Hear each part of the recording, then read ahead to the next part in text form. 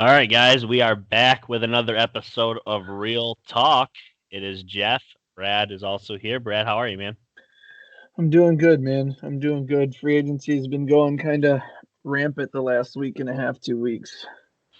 Yeah, depending on who you root for, what team you choose to root on Sundays. You may be happy, you may be sad. It really probably depends on where your team finished last year, and at that point, you're probably wondering what they're doing. But a couple teams are surprising in what they've done or have not done in free agency. Other teams, you know, up for discussion, I guess, and that's why we're here. Yeah, Um, we're gonna just kind of go over the top. We probably won't talk all top 50, but that's essentially what we're looking at: the NFL yeah. 2021 top 50 free agents.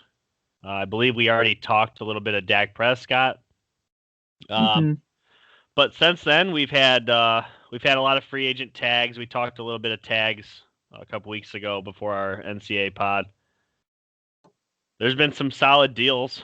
Let's go ahead and start off with the Super Bowl champs. They tagged Chris Godwin. They had immediately went and re-signed Levante David, and they let Shaq Barrett hit free agency, but not for long. He re-signs Yeah, for 4 years, 72 million. What do you think there? yeah. You got Gronk too, 1 year, 10 Yep, mil. yep. Gronk. Outside of Antonio Brown, Leonard Fournette, and the kicker suck up, I believe. They've returned everybody, and there's still time to try and retain those other pieces. Some of you guys might think, well, those guys aren't huge pieces, but Fournette, Antonio Brown both had touchdowns in the Super Bowl, so they didn't do nothing. But yeah, you have to. I feel like you have to start the year with this team as your favorites to win the Super Bowl.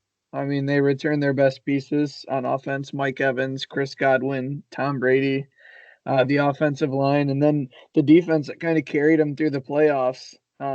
They're bringing back everybody. I think Sue is still up in the air. But for the most part, you got your Levante David, Devin White, Shaq Barrett, JPP, Vita Vea. They keep the secondary. So, gosh, if you're not a Bucks fan, it sucks. But if you're a Bucks fan, you couldn't be happier. There's no reason to add anyone else. You've already got your dream team. Yeah, and I don't have the exact numbers in front of me, but I do believe that Shaq Barrett, um, this 4 year deal, 72 million. I believe it's only like 5.6 million in year one. It's something completely low, and gave them the flexibility to go out and re-sign Gronk. And I don't know if they're going to be re-signing AB or not. You would assume because Tom Brady plays for the Bucks and him and AB are seem to be tight that that's the way it's going to go. But I think ultimately, um, because of the success, I would say it was a success, right? His year in Tampa, his half a year. I would assume that's a Yeah, success. yeah, I think there are teams that would take a look, and apparently it's well documented. Russell Wilson wanted him last year and is re up that he wants him here again. And I also think that there's probably a landing spot somewhere that you said last year on the pod. I think the Ravens are probably a potential landing spot. You yeah, definitely need somebody with a good coach and a good quarterback, and you could probably bring in Antonio Brown. yeah. It's always going to be a risky move, but you know what he can produce on the field. I don't think anybody thinks that's just gone. He was a stud for 6 years and then kind of just went off the deep end a little bit. Yeah. Justin Simmons, he would be fifth on this list, so he gets the tag, and then I wouldn't say immediately, but pretty quickly signs a pretty nice size deal, a 4 year, 61 million. I believe he's the highest paid safety in the entire NFL at this point. So I think so.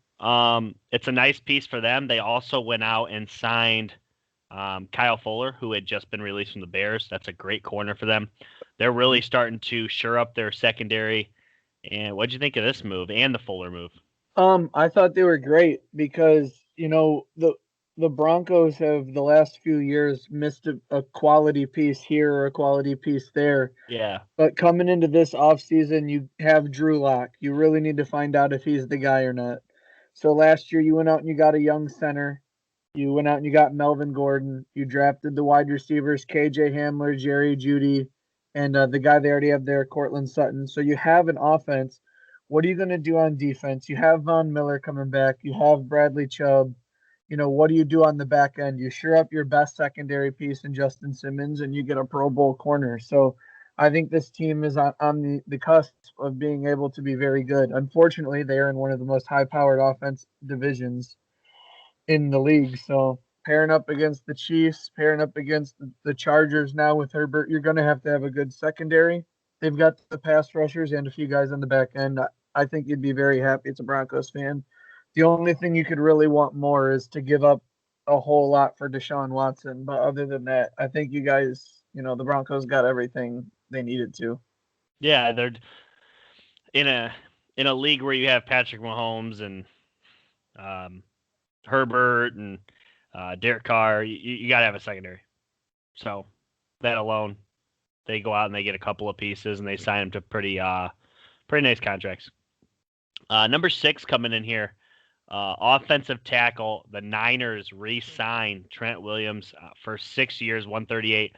Nobody has really talked about this deal, in my opinion. Huge. It's a massive deal, and it's a great signing for the Niners, who are already pretty much known as having a pretty good offensive line, and they have the best left tackle in the entire game. And some people think NFL history. Some people think Trent Williams is the best lineman ever. Be at the end. He's damn good. He's very good. And at 32 years old, you're re-signing him until he's 38, which isn't crazy in today's NFL. I mean, linemen are playing in their late 30s. 2 or 3 years with all the sit out and stuff. And for them to have such a big hole after Joe Staley goes away and to only give up a 3rd-round pick, and he goes right back to the form he was in before the holdouts.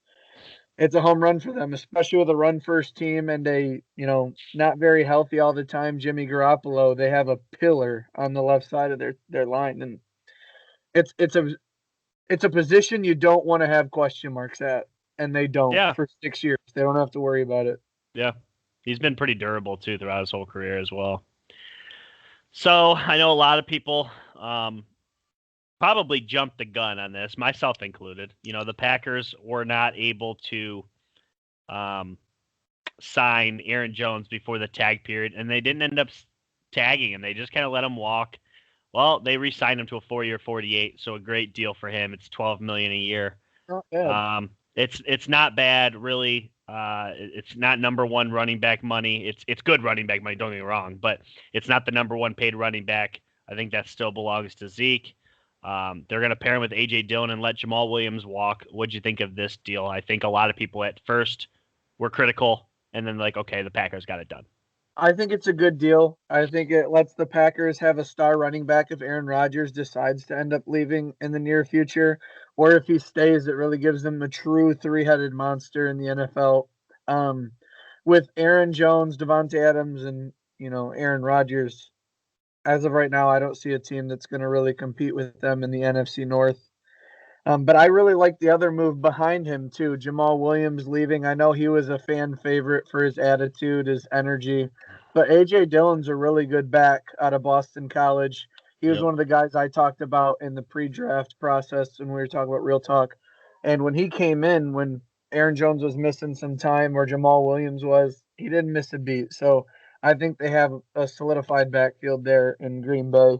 You'd like to see him make another move, maybe on the defensive end. Surprising they didn't go for J.J. Watt, but I think they could use a few more pieces on defense. Yeah, let's move into. We're going to stay in the NFC North here, so only because this is a big name player. So Kenny Golladay, wide receiver of the Lions, 27 years old. He goes out on the market and he's searching for deals. Okay, visited with a couple of teams, I believe. Actually had, I think, another team lined up to visit with, but the Giants swoop in and they give a pretty nice deal. It's been crucified by some on the Real Talk page. What's your opinion? 4 years, $72 million, and it's all pretty much in the back 3 years. Again, sometimes I try and look at deals as it doesn't have to match, first. If you're giving a number 1 player, for your team, the value has to be there for your team, not necessarily to the league. So I don't necessarily want to compare him to the other top 5 guys. Kenny Galladay on at least 20 teams, I think, off the top of my head, he would be the number 1 receiver. He's getting paid number 1 money. And we'll really dive more into the Giants when we start doing our division breakdowns, midsummer. But I was very high on the Giants last season, before the season, and towards the end when they started kicking it on. And I'm very high on them now. Kenny Galladay, along with the defensive side, they re-signed Leonard Williams, the defensive end, to a 3-year deal.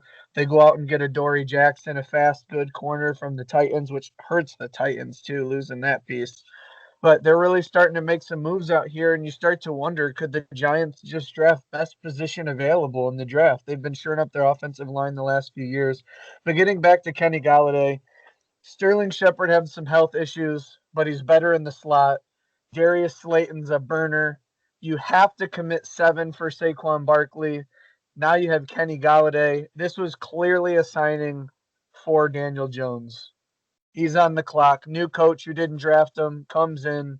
We need to find out if you can play. He started to limit his turnovers later in the year, but we're going to need to see a lot more from Daniel Jones. I think there's a stat that he started 26 games and has 52 turnovers. It's like right on the dot of 2 turnovers a game. But when you have a guy that's when it's single high and it's one-on-one, you can just toss it up.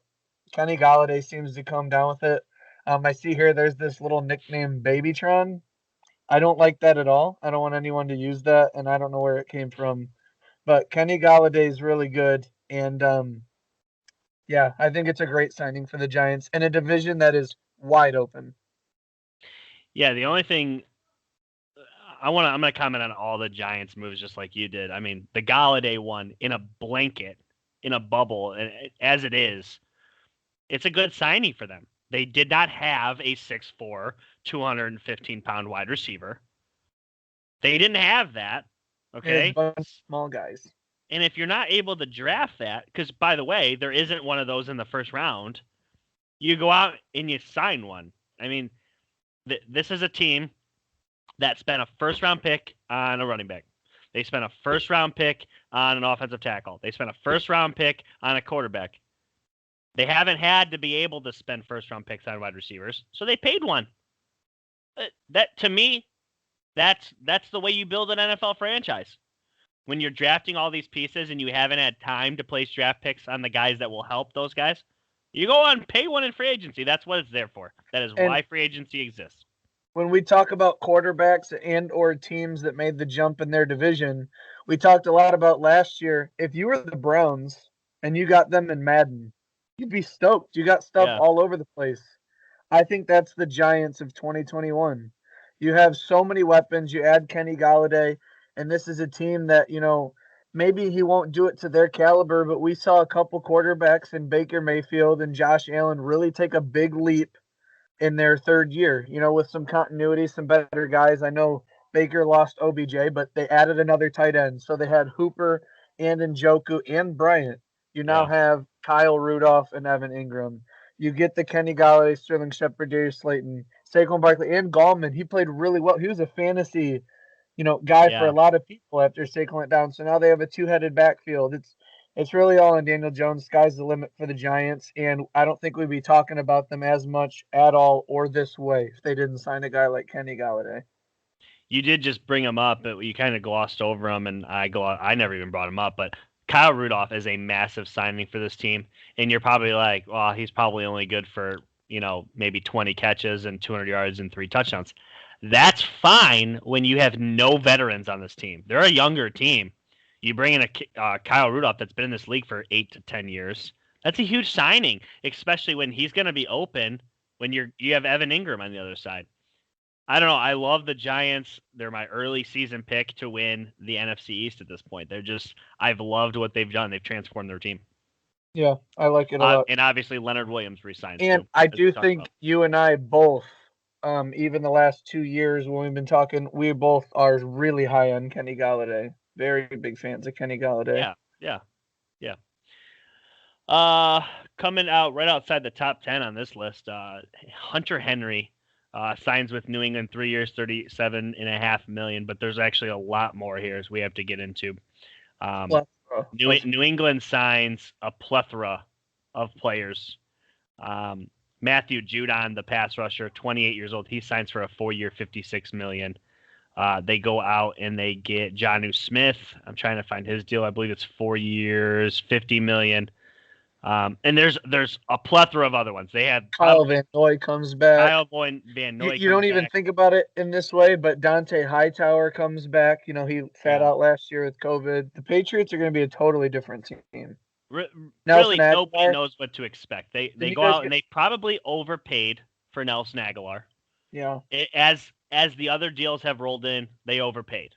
I think because they kind of started the market with wide receivers. They were the first one to sign one. Corey Davis got a nice little deal, but who knows? If Aguilar goes out and he has a 60 catch, 1,000-yard season, I think we're in good position. But I just don't know what to expect. As of right now, I think they're paying him $11 million a season. I think it ended up being 2 years, $22 million. So, but the Patriots, what did you think about the 2 tight end sets they went out and got? What did you think about the pass rushers? You look at Cam Newton in one of his best years, the MVP year. He had a good running game. You guys have Sony Michel and who's that new guy that just came in last year? Yeah, Najee Harris. Is that his? No. Damian Harris. Najee Harris. Okay. Sorry. But yeah, Damian Harris, you got 2-headed running backs. His number 1 target was Greg Olsen, who was a tight end. You now have 2 tight end threats. You obviously know that Josh McDaniels with 2 tight ends can run a lot of good sets and scheme open looks. It doesn't always have to be Cam pre-reading the defenses, and that's going to cause a lot of mismatches between safeties, DBs, linebackers, because both these tight ends did a lot of good things for a lot of people in fantasy last year, and the Chargers and Titans in general. So you start to look at what could happen for the Patriots, and they lost the unbeatable defense, but they get some pieces back. They get a lot of pieces back, including Kyle Van Noy coming back after leaving. Hightower, like I pointed out, coming back from COVID. Get the knee right for Stephon Gilmore. So the Patriots are going to be a team that I'm not predicting they're going to do great things. But if you ask me right now, I don't think anybody wants the Patriots on their schedule. And I would kind of be shocked at this point with 7 teams if the Patriots weren't one of them that make the playoffs. Yeah. I still think the Bills are the team to beat in that division, but that's fair. Patriots are better than they were last year, I think. Yeah, the one thing that I keep telling people, with a 7th playoff team, okay, if you're the 2 seed and New England squeaks in at 7 and they're 10-6, you want no part of a Bill Belichick coach team in the playoffs. You want no part of that. That is not fun. If you're the 2nd seed, you're going to play that 7th seed, and that's just not fun. There's still a lot of younger quarterbacks in the AFC as well. So yeah, I mean, Bill Belichick's a defensive coach. You just start to look at some of the pieces in the front 7: Judon, Hightower, Van Noy comes back, and Winovich. They just got a lot of good pieces, and you still have a draft to go through as well. So we'll get into the whole team later, but in terms of just their free agent moves, they took a lot of good players. And you take a guy like Jalen Mills, the corner from the Eagles that they got. Yeah. Jalen Mills for a time was the best corner on the Eagles. And the way Bill Belichick prepares and gets players in the best position, a lot of players are bad. They go there and they're good, or they're good, they go to Bill Belichick and they're great. Don't be surprised if we see Jalen Mills go for 3 or 4 interceptions and a higher lockdown rate, especially when he's playing opposite of Stephon Gilmore. He's never even going to have to see the number 1. So just moves like that I think that are quiet moves where everyone's like, Jalen Mills, whatever. But it's like, he could be something with Bill Belichick. I still think he's one of the, if not the best defensive coach I've ever seen. So yeah, sky's the limit for the Patriots. Still huge questions at their quarterback. We've kind of avoided Cam Newton. We'll see what happens with Cam. Maybe COVID really did mess with him because it seemed, that's awfully perfect timing for him to be way worse in the middle than the beginning and end of the season. So I think there's a lot to be seen with the Patriots. They're super unpredictable. They're going to be a total new team. I agree. Let's go. Let's talk a couple of receivers here. Juju, he goes out and he tests the market, and I think the best way to describe it is he didn't like the market. At least not from what he was being offered. There's rumors he was offered $9 million from the Chiefs and the Ravens. Yeah, But he ends up coming back to the Steelers on a 1 year, $8 million. Obviously great for you guys because that's just he's a good receiver, and you're not yeah. paying anything for him. What's your opinion? I guess I'll let you go in on this one. Just sticking with Juju. I know a lot of people find it like annoying, or they accuse him of being a big problem with the Steelers' downfall with the TikTok videos and this and that. But from he was doing that while we were 11-0 too. So maybe you could say that was the reason we were winning. It's always going to pick up steam, and he's an easy target to pin on the Steelers. But they had many problems, and Juju was far from being one of the top reasons that they fell apart. He's a good receiver to go along with a good receiving core. Chase Claypool's on the rise. Deontay Johnson has his moments. But aside from Juju, just looking at the Steelers, I think them and the Titans, off the top of my head, are the biggest losers in the free agency this year. The Steelers lose Marquise Pouncey. They're probably going to lose Alejandro Villanueva. We haven't re-signed James Conner. We lose Tyson Alualu, Bud Dupree, Mike Hilton. We just cut Steven Nelson. Steelers are just losing and not adding anything. And our quarterback is a guy who seems like he doesn't want to get hit in year 19 or 18 or whatever it is. So along with the Titans, they signed Bud Dupree, but they lose Adoree Jackson, they lose Jonnu Smith, they lose Corey Davis. I mean, that's a lot to replace. So I like that we signed Juju. He's 24. And maybe if the Steelers draft a quarterback or have someone that he believes in, maybe he stays, or maybe the market isn't good, so he stays in Pittsburgh. I've always said to you and on this podcast that I think Juju's brand in Pittsburgh, with the TikToks, with the videos, with the community, with all the money he makes outside of football, I thought it would have to be a lucrative deal to get him to move from Pittsburgh. But then again, like you said, the other two teams, Patriots and Ravens and Chiefs, excuse me, offered him one more million, and one team offered three and one team offered four incentives. The Steelers no incentives. He chose to stay. We'll see what that means long term. But next year, Juju will be a Steeler. I'm wearing his jersey, so that makes me happy. But kind of makes you think with how mobile the NFL is getting. Buying jerseys is sometimes a scary thing because you never know when you're not going to be able to wear it anymore. Yeah, so true. Another receiver, he goes out, he tests the market, and he's kind of had a weird career. It's Will Fuller. Okay, he's 26 years old, so he's still very young. Here's my problem with Will Fuller. He's never healthy. The 1 year he's healthy, he ends up getting popped with a substance abuse I think it was Roy. Who knows? PEDs. Yeah, essentially end up being. And so he signs with the Dolphins though on a 1 year, $10.6 million. Who knows if Watson ends up there? But regardless, what do you think of this deal? I think Will Fuller's a good addition to any team for the right price. I can't believe Will Fuller found more money than Juju Smith-Schuster did. I thought that was kind of crazy. But at the end of the day, he's a good piece. But if you're sticking with Tua, last year Tua didn't push the ball down the field. This guy's a deep threat. And it's always tough when you try and gauge any wide receiver on how good they truly are if they've had Deshaun Watson their whole career. So, I mean, him and Deshaun Watson were lightning in a bottle for a while. I mean, he was the deep threat with Deshaun, and it works. And I think he's a good number two. Is Devontae Parker a solidified number one? I don't know. I think this move helps him. How many games will they get out of Will? I don't know. But again, everyone always asks me, and I keep saying, I think Deshaun Watson is going to be a Dolphin. I know the Patriots have some rumors. The Broncos and the 49ers is where he wants to go. But I still think at the end of the day, if he wants to leave and play football, the Dolphins make the most sense. And Will Fuller will bring some familiarity there. So I'd like to see Deshaun Watson go here. I think it helps the Dolphins, but maybe for only 9 games. We're gonna keep it moving, but I do want to tap into something you said. You said I can't believe Will Fuller got more money than Juju. Technically, Juju probably had more money. He took less. To be fair, okay, I think he was going to make more money playing for the Chiefs or the Ravens. Well, okay, we can. I believe it was 1 year, 9 million. So it still would have been on. It's still only 2 million at the end of the day. I mean, it's Yeah. not like Will Fuller's getting 2 years, 26 mil or something. So it's just, I don't know. Yeah. Another receiver here makes its way down the list. Corey Davis of the Titans. He was 26 years old. He goes and he finds a deal with the Jets. He easily cashed in the most of any wide receiver this offseason. 3 years for 37 and a half. What's your take on Corey Davis to the Jets? Corey Davis said, it's a good organization here in Tennessee. We've been making pushes into the playoffs, and winning's cool, but I'd rather have money and go to Cabo when it hits January.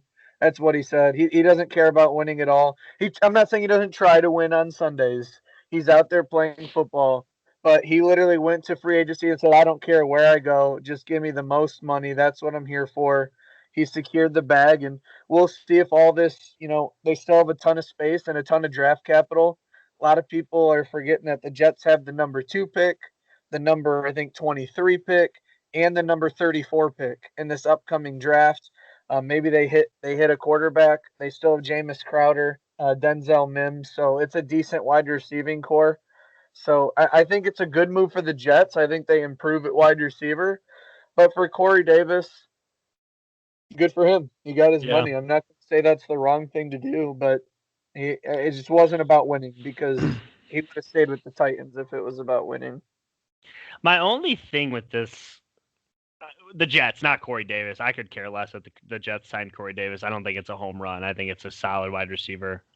Yeah, solid. Does their wide receiver room get better? Yes. So just like the Kenny Galladay deal, you went out and you paid for one, right? My only issue with this deal is like the Jets came in with a top 5 cap and they haven't spent it like at all. See, and it makes me wonder if it's Deshaun Watson. Are they holding out?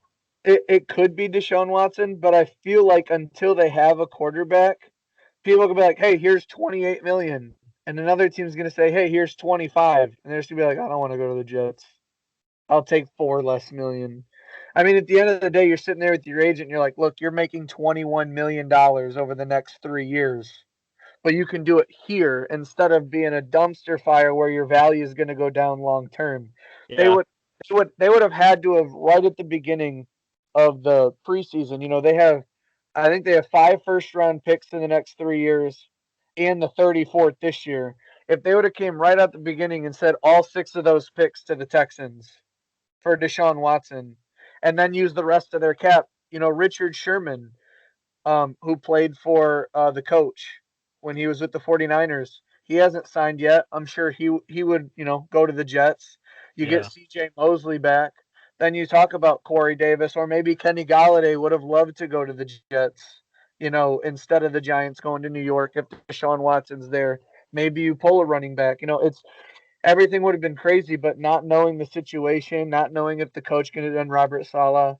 I just think the Jets are fighting an uphill battle because they've been so bad. And you're still in a division where, okay, the Patriots are gone, but now the Bills seem like they're going to be a powerhouse for 10 years. You never rule out Bill Belichick, and he's rebuilding the roster. The Dolphins are up and up with a top 5 defense. So it's like, what's the incentive other than just cashing that paycheck to go to the Jets? It just doesn't seem. I don't know. I feel like they're a long way away. Yeah. No, I don't think you're wrong. Corey Linsley, center for the Packers, 29 years old. He goes and he cashes in with the Chargers, 5 years, 62 and a half. I love this deal for the Chargers. It sucks for the Packers. What did you think on this one? Absolute home run for the Chargers. They could not have asked for a better piece to be available. Corey Linsley, he's still got 7-8 years left in the league to pair with Justin Herbert. But for the Packers to get this guy in the 5th round, not pay him anything, and then when it comes to this free agency, they don't go after J.J. Watt. They don't sign him. They almost let Aaron Jones walk.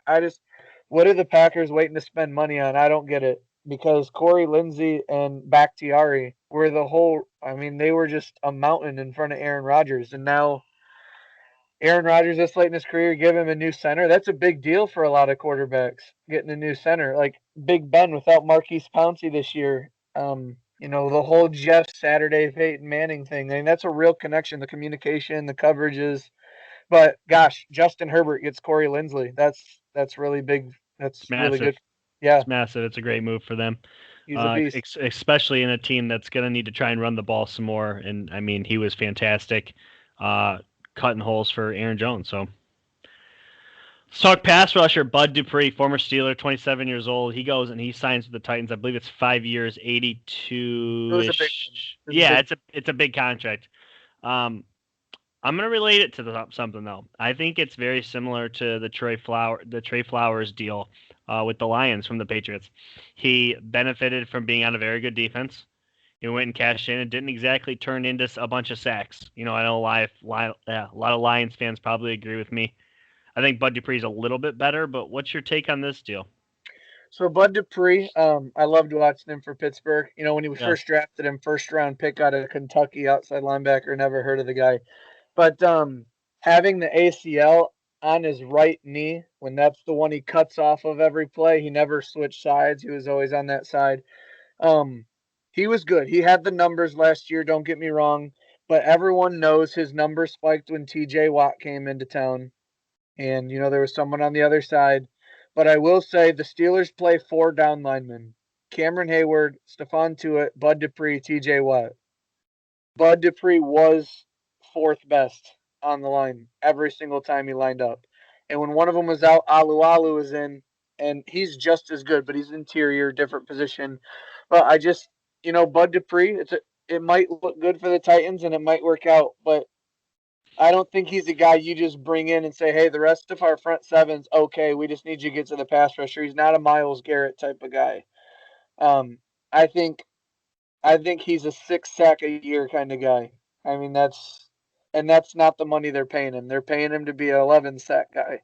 We'll see if I'm proved wrong, but I don't like signing a guy who was in, top 3 front 7 in the league, and he just came off of a right knee ACL injury, and you pay him 5 years, 82. That's a commitment. But it's a yeah. position they need, and they addressed it. They had no pass rushers, Yeah, so they they had to they go get they one. did address their After biggest Judon, I position think of he was the need. best guy out there. In Judon, I mean, depending on what you think, some people he's a linebacker that Russ is a passer. I don't know if he's going to play a bunch of down in New England. I think he's going to probably play up, where Dupree played more edge. He played more down and Hmm. wasn't really asked to drop in coverage a ton. But we'll keep it moving here. Super Bowl champs let their quarterback run for their life. They cut 2 tackles, but they go out and they sign Joe Thuney, guard, 28 years old from the Patriots. This dude is an absolute beast. He was a former first round pick, I believe. Actually, I think he was a third round pick. So he was a 4-year, got tagged for the 5th, and then he signs a 5-year, $80 million for the Chiefs. First off, I love the pickup for them. I thought they overpaid for him. Again, who knows? I think that the problem with this team is definitely the tackles, and Joe Thuney isn't that. He is a guard. But he's a consistent guard that's going to play every single game. He's never going to miss games, and he's a Yeah. great captain type player. Again, I don't think this is value to the league. It's value to the team. They were losing too much at a very important position, which protects obviously the golden child, Patrick Mahomes. So Yeah. they needed it. They got it. And where they're losing at tackles, they're really solidifying the interior of their line. And maybe that's where they felt they needed better. Maybe they believe in Patrick Mahomes' athleticism to see the outside rush and be able to maneuver a bit. And maybe that's where they thought they were losing games, was the interior being rushed right up the middle in his face. So we'll see how it works for them. You still got to favor the Chiefs to win at least 12 games, but Joe Thuney, I think, improves their offensive line. He's their best offensive lineman Yeah. now that the Oh, Texans are yeah, gone. So absolutely. you're Absolutely. paying your best offensive lineman 5 years, 80 million. Could we argue where it should be on the line? Sure, but they're gonna get their money's worth out of him. Yeah. Let's talk a little Cleveland Browns. I've loved what they've done. You know, they go out and they get a couple of Rams. You Yep. know, the Rams had a very good defense. They were good in the secondary. They go out and they get John Johnson, and they also signed Troy Hill.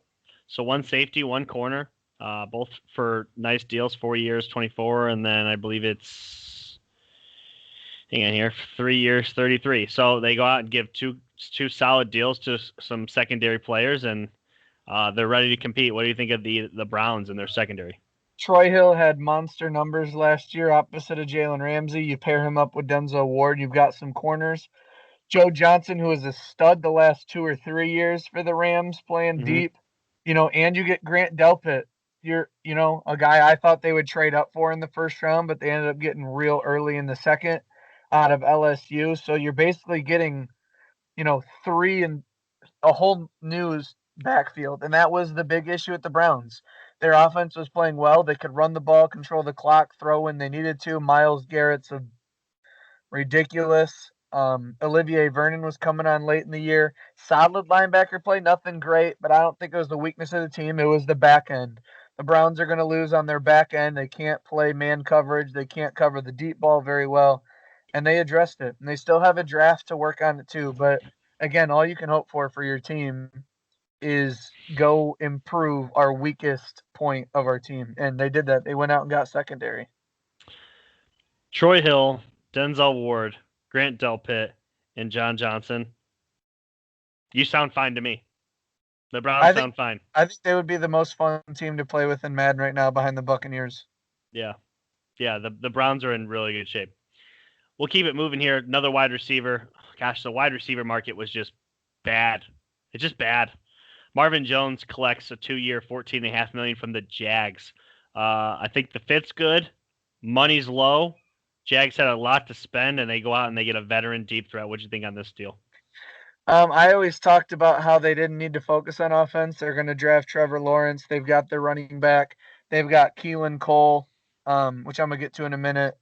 Laviska Shenault, and the third one, DJ Chark. But I don't remember where he went, but Keelan Cole is no longer a Jaguar. Yeah. So they go out and they get a third wide receiver, Marvin Jones. He plays well on the perimeter. He's a lightning in the bottle kind of guy. Maybe he'll disappear one game, but then he comes back and he'll have 3 touchdowns the next game. So I think he's a veteran presence and a young locker room.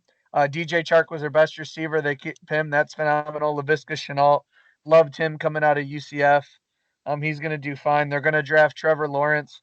And they, sticking with the Jags, they go out and get Shaquille Griffin. What an absolute great pickup for them at cornerback. And I believe after Trevor Lawrence, they might draft 6 defensive players. Yeah, I love the Shaquille Griffin move. We called that on the pod a couple weeks back. It just made tons of sense. Too much. It made way too much sense. And Urban Meyer has he started off nicely with Jacksonville. We'll see where the draft goes. I think he's going to kill the draft. So look out for the Jags for sure. We'll keep it moving here. I'm going to butcher this name. Yannick Ngakoue, right? Yannick Ngakoue. Okay. Edge rusher for the Ravens. He was traded a few different times last year. I think he went from Jacksonville to Minnesota to Baltimore all in one season. Yep. He finds his way to the Raiders on a 2-year, $26 million. He didn't really fit in the places that he landed last year. Lack of production in a weird season for him. I'm not going to hold him back. He was traded 3 times. What's your take on the Raiders getting a pass rusher here to pair with Max Crosby? Raiders defense was miserable last year. Yeah. But if there was one bright spot, at least from the outside looking in, I think that was Max Crosby. Yeah. He played well in the defensive line. And Cleveland Farrell, I don't think he played great, but he's starting to come along a little bit. You had another guy who can play on the line, Yannick Ngakoue. And, to steal a little bit from Colin Cowherd, 3 things in football you got to do. Have a quarterback, protect your quarterback, and get theirs. They're working on getting after the other team's quarterback, and they have their own. They need to work on offensive line. I think they might spend some time in the draft, maybe make a late free agent move for I don't know who. But Yannick Ngakoue is going to help that defense, and Raiders cannot be picky right now. Any defensive player that they can get that can help their team, they'll take them. Yeah, for me, the Raiders are, oh boy, they get a lot of problems. Their back end is abysmal, and they go out and get a good pass rusher, which is fine. They have to chase after Patrick Mahomes. You got to chase after Herbert, right? Justin Herbert. So you made the right call there. Sorry. You're fine. I just think that their quarterback's gonna be running for his life. They cut everybody on the line. It's really strange how that really worked out. They've slowly been signing some players back. Raiders are a lot of question marks right now for me. Yeah. A couple of guys still on the market. Javion Clowney. I mean, he'll find a way home somewhere. But let's talk about Carl Larson goes to the Jets. A little bit of their money that they had spent. They franchise tagged Marcus May. We'll touch back on the Jets here. Solid moves. What do you think? Yeah, I mean, Carl lost an edge from the Bengals. Career high 5.5 sacks. Jets give him 15 million a year for 5 sacks. I just, again, it's like they're just throwing money at people to try and make something work. They're just fighting so far uphill. I mean, if He's we didn't 20. He's tell you, 26 years old. He's only been in the league a couple years. but if we didn't say Carl Lawson, edge rusher from the Bengals with 5.5 sacks, I bet you 99% of you guys listening right now would be like, "Who's Carl Lawson?" Like you wouldn't Yeah. know who it is. Even I mean, unless you're a Bengals fan. I mean, I'm in the AFC North. I mean, I'm a Steelers fan. I watch the Bengals twice a year. Sometimes I watch them not. I mean, maybe you guys watched them more because Joe Burrow. You don't Yeah. know who Carl Lawson was. He's just another guy that's getting, 26, getting 15 million a year to go play for the Jets. Live in New York for 3 years, make a lot of money. I don't know. The Jets didn't make a big enough splash for me. With the amount of draft capital they had and the amount of salary cap room they had, I expected the Jets to just start throwing it around. And Carl Lawson, Yeah. Not effective. Carl Uh, Lawson, Corey Davis. That's what you got. Yeah, let's talk about a team that does have a good defensive line though, and they re-signed their guy Leonard Floyd. Hits free agency. He's 28 years old. He re-signs with the Rams, 4 years, 64 million. I think it's great, great move to have him back. Yeah, I mean, he put up double-digit sacks, and again, they paid him about 15 million a year when he had double the amount of sacks that Carl Lawson. So they're getting their they're getting their money's worth. They signed Matt Stafford, who we've talked about. The Rams, man, they're a good team, but in the division that they play in, with the way the Cardinals and Seahawks toss that ball around at times, losing John Johnson and Troy Hill, that hurts. Yeah, they still have Jalen Ramsey, who they're paying a ton of money. I believe they have David Long there, who's a solid slot corner. They have to probably draft somebody in the back end. They'll be all right. They have enough playmakers in their most important spots. I think they'll be okay. Uh, let's talk about my personal number one target for the Patriots this offseason. Um, though I'm happy the Patriots addressed the 2 tight ends I wanted, I really wanted Curtis Samuel, 24 years old, wide receiver from the Panthers. He, from what it sounds like, seen a lot of different offers. He was offered by New England. He was offered by Jacksonville. He was offered by the Panthers. He was offered by Washington. He lands with the Washington football team on a 3-year, $34.5 million. They're going to pair him with Terry McLaurin, his former college teammate. I have always jokingly called the Saints Buckeye South Campus. This is becoming Buckeye East Campus over there in Washington with Chase Young and McLaurin and Curtis Samuel. And they did have Dwayne Haskins there for a minute. What's your take on this deal? I actually really like it. They went from the Washington Redskins to the Washington football team, and no one wants to pay attention to them, but they bring in Ron Rivera. They just signed the Bengals, one of their best secondary pieces in William Jackson. He's a good number one corner. Their front seven is loaded from top to bottom. We talked them to death. Anton Gibson, phenomenal running back, ran into a bad toe injury against the Steelers, ended up missing late, but they have a great running back. Terry McLaurin is just out here doing it by himself at times for this team. You add Curtis Samuel, who it's kind of like an OBJ Jarvis Landry. They spoke about this in college at Ohio State. They wanted to be teammates in the NFL. I think they had to do a lot with the recruiting. And they're just very versatile guys. They're both speedy. They can run every route in the tree. They can play slant. They can play slot. They can play outside. I really start to think that, man, if Washington could just land a quarterback, and who knows, maybe Ryan Fitzpatrick, the gunslinger, can do it. We'll see. But Washington is not far, and they were a playoff team last year. They were the 4 seed. Say what you want about it, they bad division, but Curtis Samuel, gosh, this team is really good. I think this team has a lot of weapons and a lot of important places. Yeah, I like this move. I thought whoever was getting him, if used the right way, it's a great move. I thought Jacksonville would have been a great spot for him, and I was really hoping New England he would wind up there, but he didn't. And for the deal that he landed, I'm kind of shocked because I clearly he picked Washington over New England because I think New England offered him somewhere in that same vicinity of money. But we'll keep it moving here. Dalvin Thompson, defensive tackle from the Giants, 26 years old. A lot of young talent in this free agent pool. He signs with the Vikings for 2 years, $22 million. Vikings haven't done a ton, but this is one of their splash moves. What'd you think about this? This is the first time I'm hearing about it. Really? Yeah, I didn't really see this one, but 2 years, 22 million. I mean, posted 3.5 sacks and 49 tackles in each of the past 2 durable seasons. So he's a clog. He's not rushing the passer. He's a clog. right, but if you need a guy who can snatch up a double team, and that was one of the things about the Vikings last year is they were getting gashed really hard on the run game. And so to be able to get a guy like this, I think it's very helpful. If you're getting 50 tackles out of your interior D lineman, that's really good. Did you also hear that the Patrick Peterson signed with the Vikings? That was their other splash move. What'd you think of that? I think that's a good move there. They lost Xavier Rhodes and haven't replaced him. Yeah, and that's what we talked about last year. We all liked the Vikings, and then their defense was just god awful, and they got off to that 1-5 start. You add Patrick Peterson, you now have a true number one who plays his side. That's really going to help Harrison Smith. Instead of covering 100% of the field, he only has to cover 75 to 80. So their secondary gets infinitely better. You've got that big man up front in the middle. I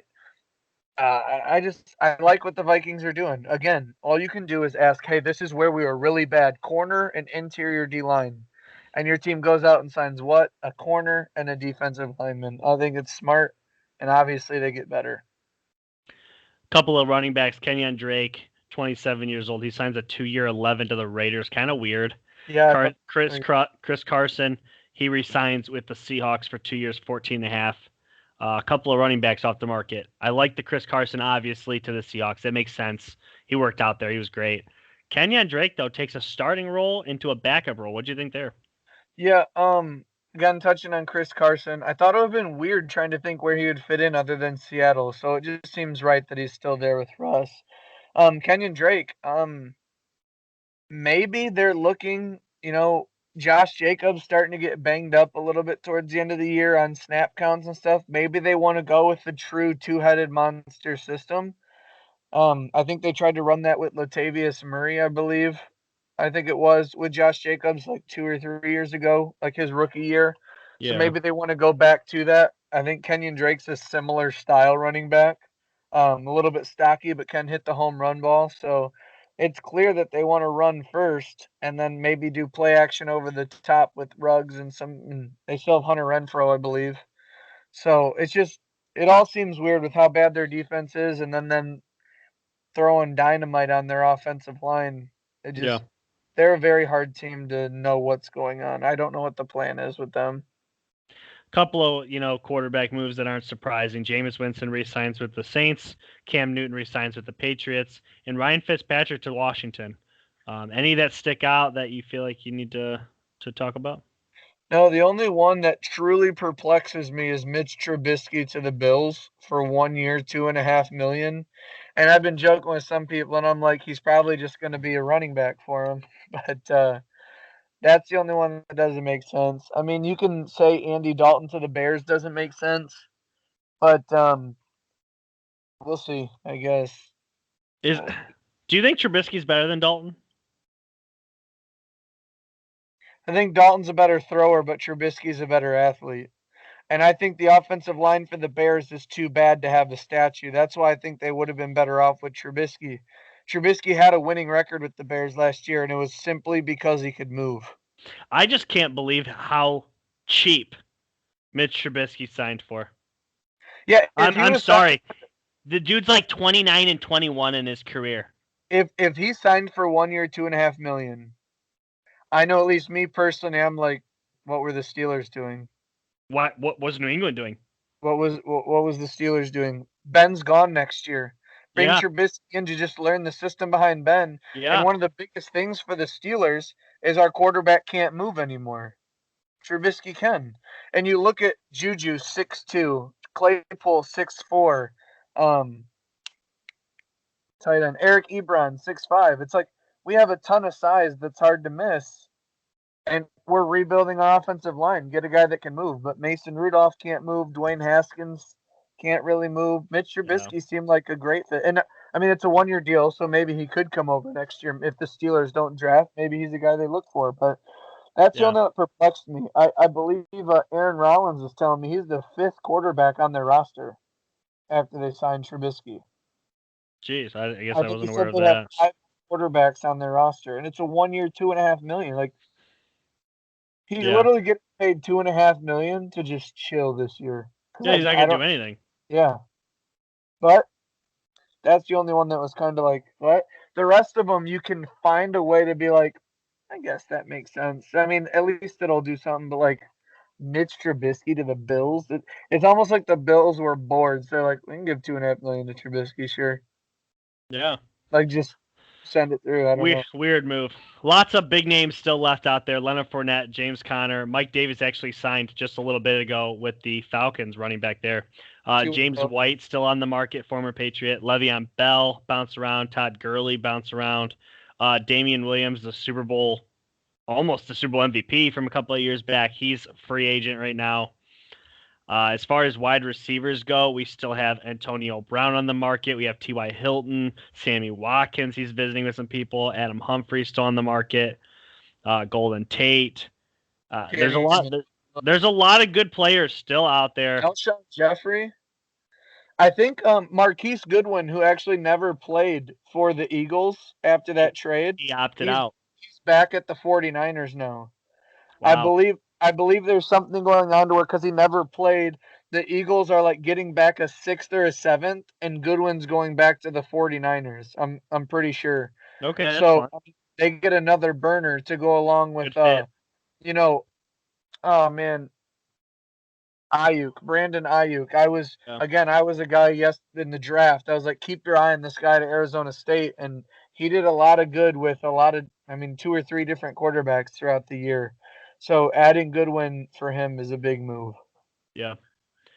Well, I think that can pretty much wrap her up. We touched on everybody that we know fit as of right now, and we're moving into the draft here in the next couple weeks. So can't wait. Cannot wait. Cleveland. All right. Well, it's been real, and we'll see you guys next time. Yep. Thanks for listening, guys.